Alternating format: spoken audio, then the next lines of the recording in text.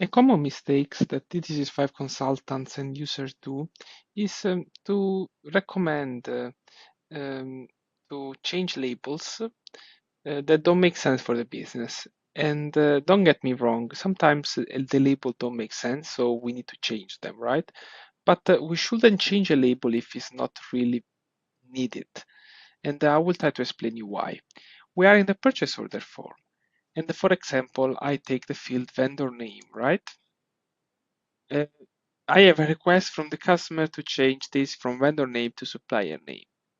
I could do that. I could change this to supplier name and then save the view, right?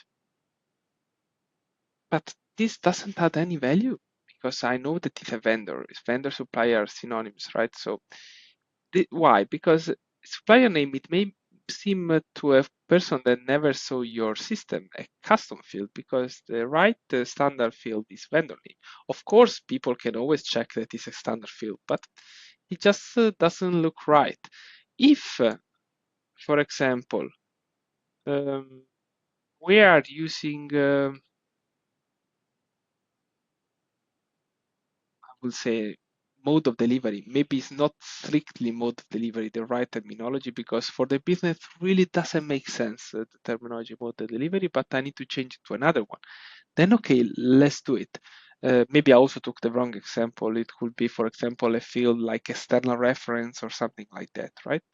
And this works for all the forms. Remember, when you change a label, you need also to save it the view because it's a personalization. But please be careful with that. Okay. Next video, we will talk also about another setup that we need to be careful. Microsoft allow you to create custom fields by personalization.